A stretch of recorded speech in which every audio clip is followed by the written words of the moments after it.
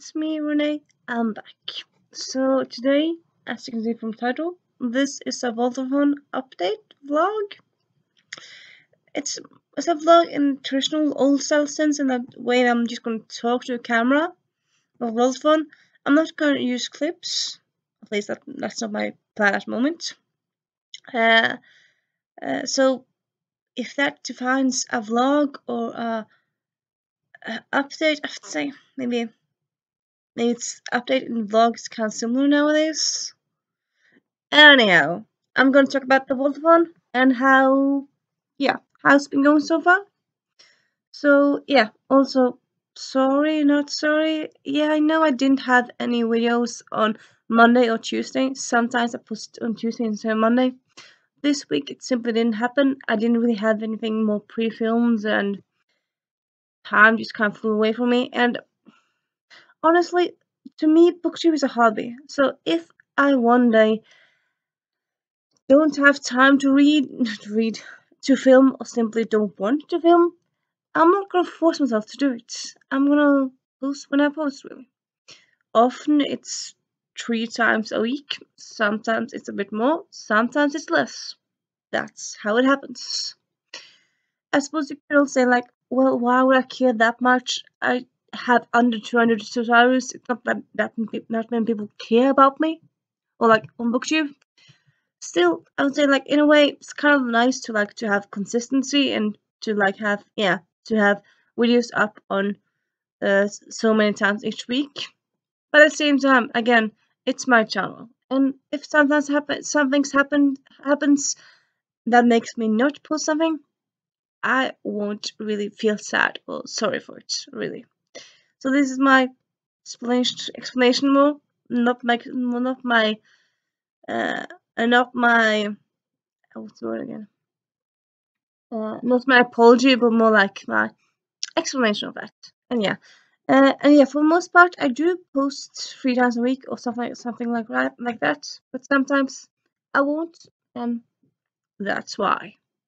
So yeah, I ended up doing some doing vaultathon this week.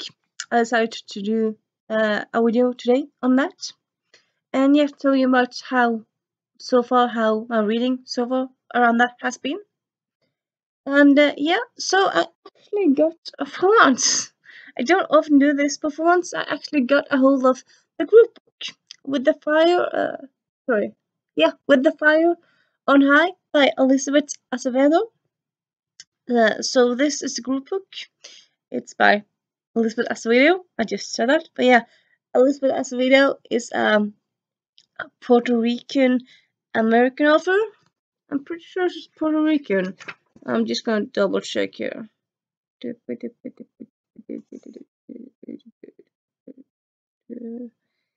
It doesn't say at the back, but I do know she's Latinx American author, so at least that. This book is set around Puerto Rico, or like Puerto Ricans in the States. And honestly, I learned quite a lot. I learned a bit about Puerto Rican that I didn't know, so that's fun. And it's centered around Amoni. She wants to become a chef. She's 18. Well, she becomes 18 in this book, so she's 17, almost 18 in this book. She becomes 18 at the end of it. And she's also a teen mom. She has a 2-year-old. And yeah, as Margaret from the word nerd said, this is quite different in that way, because most books that have single moms aren't YA books. And yeah, this is YA book with a teen mom. And that's not often done, so it's quite unique in that aspect.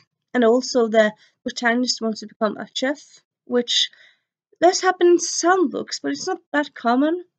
But I also would say, like, this kind of takes like the whole theme of cooking to another level in a way, because there's recipes, and there's also lots of talking about making food and thinking around food and all that stuff. And she does a class in school about with the culinary class, so there's lots of stuff based around that.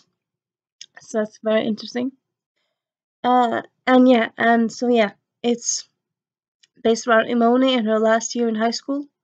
She has to decide what she's going to do for college. Also, which something I very much enjoy about this book, Imoni, even though she's not like dumb, but she's not like she doesn't get straight A's, which is like everyone else in YA books always gets. And like sometimes it's like, oh, I did so bad in this test, and then they tell someone that they got an A minus. Like, how is an A minus bad? That's not bad in any universe. You're just so hard on yourself. So I just love that this character Imoni, even though she tries, she doesn't get all A's. And I really enjoy that because, yeah, having every character in YA having great grades, that's so unrealistic. And like, there's also people out there who are capable, smart people who don't get straight A's. I didn't get straight A's. I still managed. I suppose it's probably different in United States, grades speaking wise, but like still, you can't. I'm pretty sure you can manage without getting straight A's and like managing life and in school in general. So yeah, that's always kind of bothering me. So I very much enjoy that she doesn't get straight A's, but she's still capable. She tries, but she's better like with her hands and like when she does something than when she has to remember and memorize something. And I really much enjoy that aspect of it. It's very interesting. And also her ex Tyrone, the father of the baby. Yeah, Tyrone is something else. He keeps getting up in her business even though they aren't together anymore, and he's so demanding, and he's something else. There's a growth there, there's a character growth in him, but still it's not perfect. So yeah. Also, just kind of to emphasize how much I enjoy this book. I got it from library. Also, you can probably tell from the marker. I got it from library Monday. I ended up thinking like yesterday, okay, you know what, I'm going to pick it up. I picked it up and started reading it yesterday, so Tuesday. I think I started reading it around like 8, 8:30, yeah, around that. And then I kept on reading, like, first I read it just kind of in between watching TV, like in the commercials. And then I got like maybe a quarter into it, around that. And then I went to bed, and then I went to bed and kept on reading. And I read until a quarter to 1 in the night. So yeah, when a book keeps me up to the internight, that's something special. Yes, I mean it's not that different, not that special for booktubers, but like me, it's actually been a while since I've like stayed up into early hours of the morning to read something. And yeah, I did it with this one, and I don't regret it at all. It's so good. It's actually also my first Elisabeth Acevedo book. And yeah, I think I'm gonna read more, though I'm unsure. I know that Clap When You Land is in verse. I don't know if all her books are in verse. And also, I'm a bit stupid, but how many books does she have out? I'm not quite sure. But yeah, Clap When You Land. It's in verse, so that makes me hesitant to read it, but do still want to read it. So yeah. But yeah, I very much enjoyed it so much, and yeah, definitely a book I recommend to pick up if you do it this week or just any other week. Great book. The hype is worth it. And then, kind of from earlier, like a book that I've started before this week that I kind of want to continue this week is The Heroine's Journey by Gail Carriger. This is a non-fiction book. I suppose you can guess, maybe not. The cover is kind of science fiction-ish, maybe, but yeah. So this book is about the heroine's journey, everyone and the mom knows about the hero's journey. Like, he has to go through obstacles, etc., etc., and at the end he wins. But people don't seem to know that the heroine's journey is also a thing. I didn't know that myself, really. And yeah, I love Gail Kager's writing, and I didn't really know the heroine's journey was a thing, so I thought, I'm gonna pick it up. Yes, it's nonfiction, which is not something I read very much about, but I read more now than before.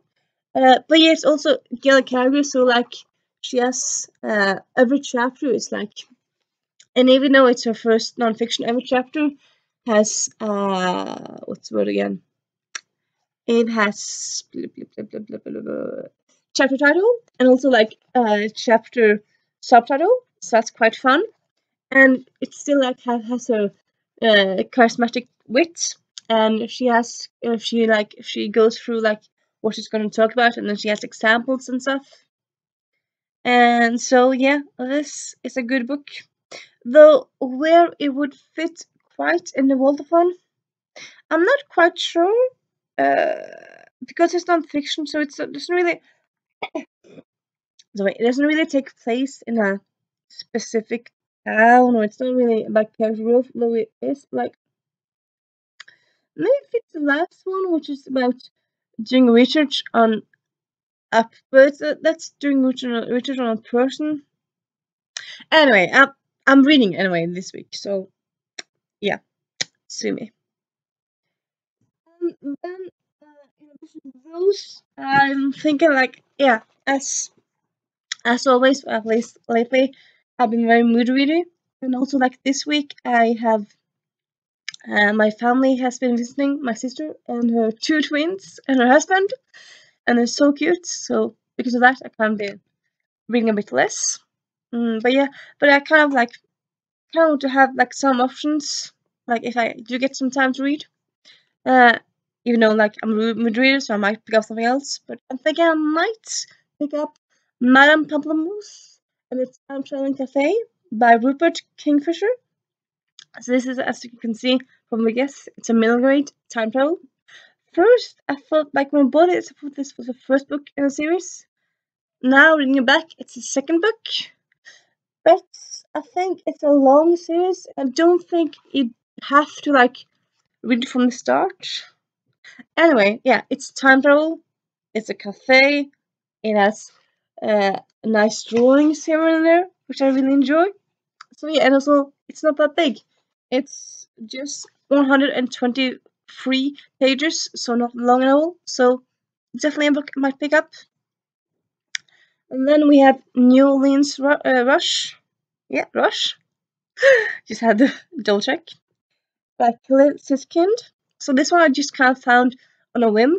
I was just kind of looking one day at work. I was just kind of checking out books on New Orleans and just kind of searched New Orleans. I've actually had like a thing for New Orleans ever since The Princess and the Frog. It's very much on my bucket list. I love NCS New Orleans.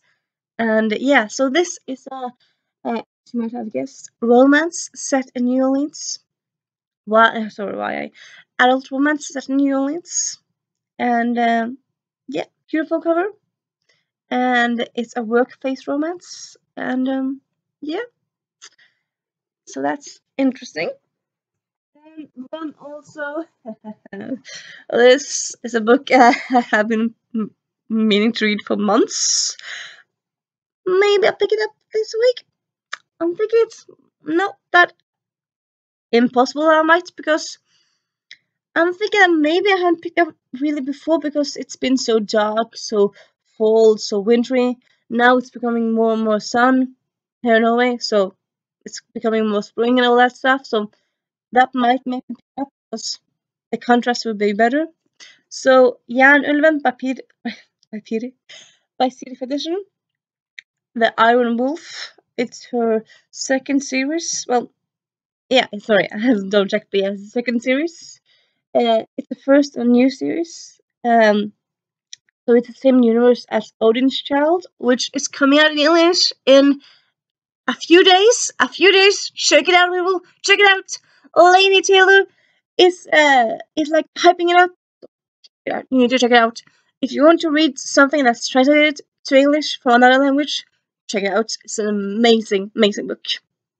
But yeah, so this book, it's set in a high fantasy world, but there's a pandemic in this world, and there's drugs, and there's kind of different criminal underbellies.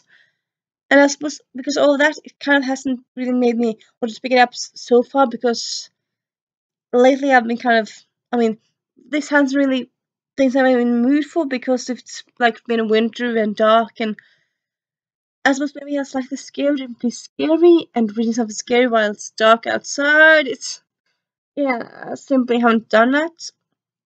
I suppose maybe the same reason I haven't reread Sex Rose. I haven't really been in the mood for that kind of thing. But I'm thinking might pick this one up. Maybe. Who knows? Who knows? Then lastly, I actually have two books. Well, at least, well, sorry. Yeah, two books I'm at the moment listening to an audio, and a third I might pick up. So yeah, so firstly, I'm listening like actively to of courses, of of courses would be cool, of Curses and Kisses by, I'm blanking out on her name. It's that author that wrote When Dimple Met Rishi. Not Roshni Chokshi. This is bugging me. You know what? I'm going to just check it out. Give me a moment. Yeah, I'm back. I ended up being doing some clips, but yeah, well, just two clips. But yeah, the author of Curses and Kisses is Sandhya Menon, the author behind When Dimple Met Rishi and other books alike. This is her first in a series of fairy tale retellings. This, of Curses and Kisses, being a retelling of Beauty and the Beast. It's set in modern day in a boarding school in Aspen, and one of the protagonists is a Indian princess. Princess is, I mean, I mean, her family used to be princess royalty, and now they aren't, but kind of still are. But yeah, and yeah, I'm kind of halfway through it, or more or less more halfway through it. So I'm pretty much thinking I'll be finishing that by this by this week. Uh, and that will also work for the prompts of character growth, because both characters do have growth there. Other than that, it's a person of color that's written it. Yeah, I'm just gonna say that, and so might be more, but that's one thing at the moment. And yeah, in addition to that, I'm also listening to blanking out here again. Sorry. It's a Miss Marple story. The finger, missing finger? No. Anyway, it's a Miss Marple story, and I listened to like maybe half of it, and so far Miss Marple isn't in it, so that's kind of a bummer, really. And it's I'm listening to audiobooks, so I'm listening. Richard E. Grant is doing the voices, doing the narration.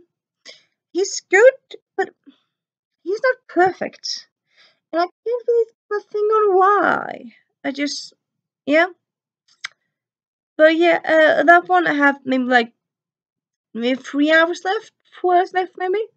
I might also finish that. Might happen. And then in addition to that, I also have summer plans to listen to Sunny. Yeah, I'll do direct, but yeah, Sunny by Rebecca Weatherspoon, which is in the same universe as Wraith. Wraith, a male Dutch nanny. So Sunny is one of the friends of the protagonist, is protagonist in Wraith. And Sunny is about African American woman who gets an inheritance from her great aunt, but because of some rules in the will, she has to be married. So there's a marriage of convenience. There's a marriage of convenience with Scott, and that sounds very interesting. I very much liked Wraith, which I listened to last month. early this month. Blanking out. I think it was last month. Anyway, I listened to it not that long ago. I very much enjoyed it. And yeah, and I would say that's more or less my plans for the rest of the week, like reading wise. And yeah, also one of the prompt challenges was kind of like to make a favorite drink or favorite food. I haven't really thought much of it, like about what I'm gonna do with that, but it's not possible to do something with that. And yeah, see you later. Bye.